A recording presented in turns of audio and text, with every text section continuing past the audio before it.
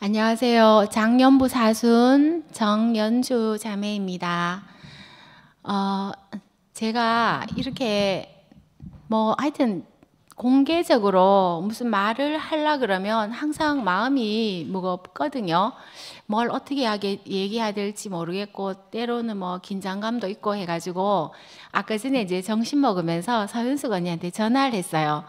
그래 언니 왜 이렇게 공개석상에 말하는 거 이렇게 힘든지 모르겠다고 얘기하니까 언니가 대뜸 하시는 말씀이 목사님 흉내 내려고 그러니까 그렇지. 그래가지고 제가 그런가요? 이러니까 그렇지, 그냥 네 산 얘기를 해라. 저거 그럴듯하게 하려고 이러니까 힘이 들지. 그러니까 쟤 너무 웃겨가지고 웃으면서 그러네요. 특히 이삭죽기잖아요. 그냥 뭔가 대단하게 말 안 하되고 그냥 있는 대로 그냥 얘기를 하면 될 것 같아서 좀 마음이 즐겁고 가벼워졌더라고요. 그리고 이제 제가 어쨌든 말을 시작해 보겠는데요. 저는 이제 이번 한 주 계속 저희들 이제 금요 소모임에서 이제 근원으로 돌아감을 계속 이렇게 돌아가면서 이제 5권까지 다 했는데 또 다시 돌아가면서 읽어서 지금 1권에 이제 4번째 하는데 그 안에 생명이 있었으니 그 말씀을 이제 했었거든요. 근데 한 주일 내내 어떤 생각이 드냐면 이 요한복음 1장 4절이 계속 머릿속에서 맴돌더라고요. 그 안에 생명이 있었으니 이 생명은 사람들의 빛이라. 빛이 어두움에 비치되 어두움이 깨닫지 못하더라. 이 말씀이거든요. 그래서 저는 이제 제 있는 대로 사소한 얘기를 하고 싶은데 조금은 이래 걱정이 되는 것이 어찌 보면 목사님이 말씀하신 큰 구원, 정말 우리가 다 상상하지 못하는 큰 구원을 제가 물론 다 얘기는 못하겠죠. 그렇지만 이제 너무 이렇게 축소해서 얘기하는 거 아닌가 저는 여러 가지 생각이 들었고 한데 그냥 지난주 토요일에 순옥이 언니가 얘기하신 그 사람 이야기, 사람이 중심인 이야기 거기에 나름 이제 영감을 갖고 이제 제 얘기를 한번 해보려고 하거든요. 이제 제가 지금 이제 어린 시절 얘기를 잠깐 해보려고 하는데 이 얘기가 저는 절대로 지금 이제 엄마에 대해서 더 이상 조금 하는 게 남아 있다거나 그렇지 않음에도 불구하고 얘기를 해야 되는 거는 그냥 저의 그 자랄 때 어떤 종교적인 분위기, 종교 생활을 얘기하기 위해서 이 얘기를 하거든요. 6.25 전쟁이 이제 1950년에 일어났잖아요. 그때 저희 엄마가 13살, 그리고 이제 집안의 막내, 그리고 외삼촌이 제일 맞이였는데 28살. 근데 그 당시에 그 아주 시골 교회의 전도사였어요. 전도사. 외삼촌이 전도사였는데 또 그러고 이제 주말에는 전도사를 하고 계시고 그 다음에 이제 주중에는 또 시내 나가서 신학을 하시고 이랬었는데 6.25 사변이 일어나니까 이제 동네 마을 청년 3사람을 이렇게 붙여가지고 야산에 세워놓고 총살을 시켰는데 근데 그 중에 한 분이 우리 외삼촌이었대요. 그러니까 그때 이제 독자였잖아요. 그 대대로 거의 독자였고 우리 외갓집에 원래 손이 귀해가지고 계속 외삼촌 그 위에 윗대 계속 독자여서 왜 그런 거 있잖아요. 8촌, 10촌 이래 돼도 큰 집이고 작은 집이고 이런 거 있잖아요. 그런 집이었는데 이제 총살을 당해서 돌아가셨어요. 그런데 그때 외삼촌이 28살 그리고 외아지매가 29살인데 위에 애가 3명이니까 있었고 유봉여가 이제 뱃속에 있었고 그러니까 온 집안이 어둠에 묻혀 있었을 거 아니에요. 근데 이제 엄마가 그러니까 제가 보기엔 엄마가 그런 얘기를 자세하게 얘기는 하지 않아도 굉장히 뭔가 상심이 되고 그랬던 것 같아요. 근데 지금 같으면 지금 만약에 그런 일이 있었다 그러면 뭐 외상후 스트레스 장애 이래갖고 정신 치료를 받거나 했어야 되는데 옛날 그 시절엔 전쟁이고 그런 자체가 없었잖아요. 그래서 그냥 있었는데 엄마가 10대 후반부터 계속 머리가 아파가지고 무겁고 아파가지고 계속 침을 맞고 다녀도 아무런 차도가 없고 그 다음에 막 점하고 굿하고 난리를 치겠는데도 아무 그게 없고 그래서 이제 엄마는 결혼을 하기가 힘들어서 결혼을 이제 안 하려고 했는데 그 옛날에는 그게 안 되잖아요. 그러니까 이제 우리 집에 결혼했는데 계속 아프고 또 거기다 이제 불안감까지 겹치고 그래서 엄마가 이제 우리를 키우고 낳고 살면서도 엄마는 조금 정상이 생활이 안 됐던가 봐요.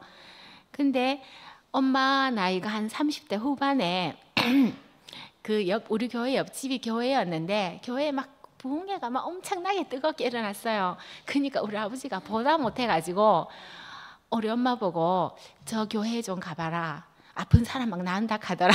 그 이제 아버지가 자기는 안 다니면서 엄마를 전도했어요. 그 길로부터 엄마가 교회를 다녔거든요. 그래서 엄마가 평생을 이제 새벽 기도를 하시고 그렇게 살았는데 저도 이제 어렸을 때 물론 환경이 뭐 어때서 그런지 몰라도 항상 마음에 소망이 없었어요. 그래서 이제 그랬는데 엄마가 이제 교회를 갔다 오면은 이상하게 저한테도 같이 소망, 아 이제 됐다 뭐 이런 소망이 자꾸 항상 생겼어요.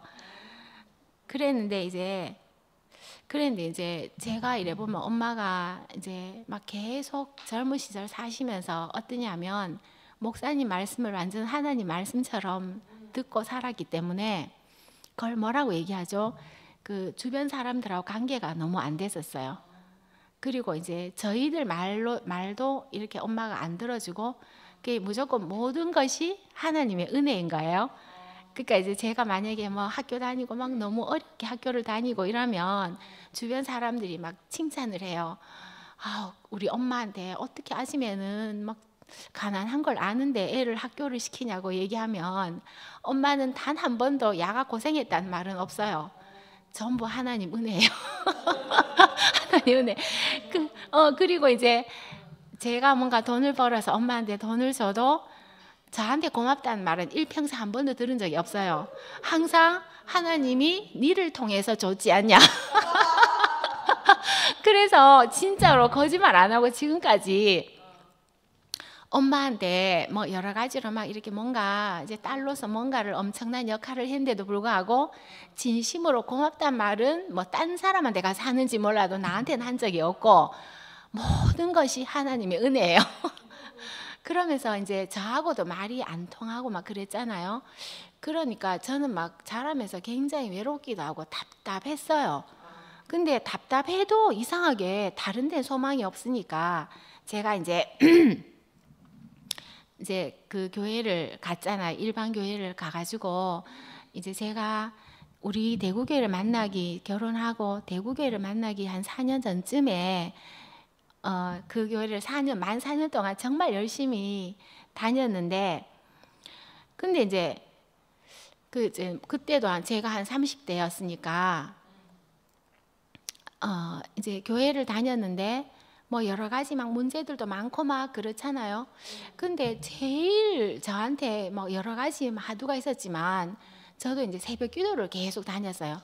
근데 새벽 기도를 다니면 어떠냐면 학교를 이제 직장을 가야 되잖아요. 직장을 가야 되는데 저는 새벽 기도를 가야 되는 거야.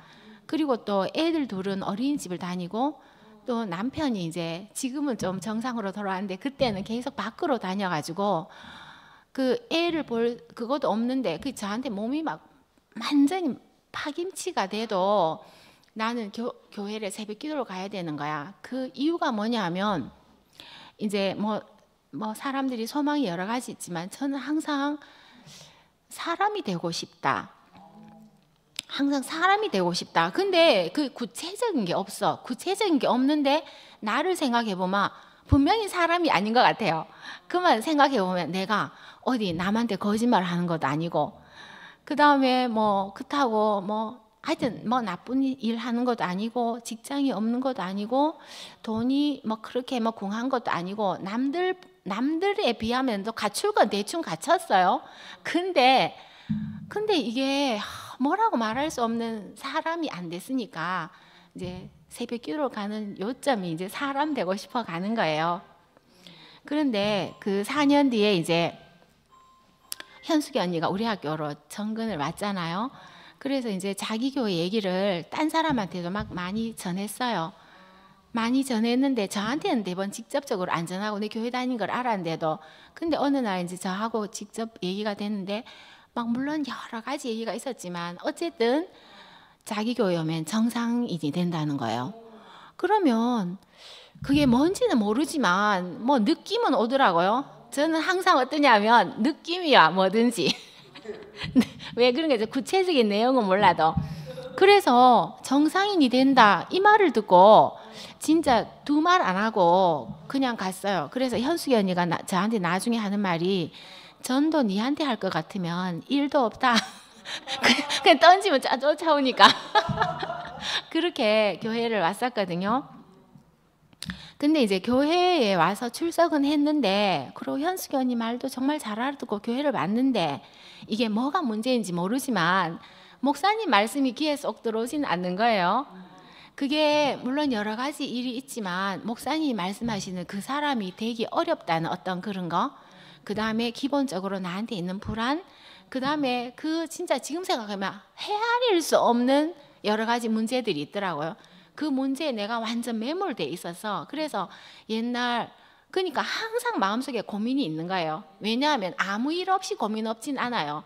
반드시 이것 때문에 이것 때문에 고민이 있는 거야. 그럼 얼굴이 그거를 이제 떨쳐버리면서 얼굴이 환할 수가 없어. 그러면 얼굴이 나도 모르게 얼굴이 껌껌해가 있잖아요. 그러면 딴 사람들은 항상 나를 보고 뭐 어둡다부터 해갖고, 어떤 사람은 속으로 참 무슨 고민이 있길래 하고 막 항상 나를 약간 예의주시하는 그런 사람 나중에 보니까 많아는 것 같은데, 어쨌든 중요한 거는 목사님 말씀은 선명하게 들리지 않았다는 거. 그랬었는데 그게 이제 2022년 제가 정말 저한테 그런 일이 올 줄 몰랐는데 제가 암이 걸렸잖아요. 그래 암이 걸리면서 그게 저 뭐 남들이 얘기하기를 너만의 특별한 경험이라고 얘기할 수 있고 난 잘 모르겠는데 어쨌든 저한테는 생의 갈림길이라는 생각이 들었어요. 나름 굉장히 절박한 순간. 근데 그런 순간에 이상하게 말씀이 들리더라고요. 근데 그게 있잖아. 저한테 말씀이 들렸는 게 너무너무 극적인 순간인 것 같더라고. 어느 한순간에 말씀이 들렸는데, 근데 이제 제가 그때 생각을 하면 이게 빛이 있으라 하니 빛이 있었다 이렇게밖에 말을 하지 못할 것 같아요. 그러니까 그 뭐라 그러지 막 엄청난 막 내한테 있던 삶의 문제들 이게 한꺼번에 아무렇지 않게 저기로 확 끌려가 버리고 그 다음에 어떤 빛의 세계로 인도되는 거, 그렇게밖에 표현을 못하는 것 같아요. 그러면서 사람은 완전하다. 그러니까 나도 완전하고 모든 사람이 완전하다. 근데 저는 이제 이 구속복음에 와서 그 구속복음에서 어떤 게 이제 그러냐면 창세기에서도 그렇잖아요. 제일 마지막 날 하나님이 오전에 짐승을 지으시고 오후에 사람을 지으시고 그 다음에 자기 하시는 일을 마치고 편히 쉬었다 했잖아요.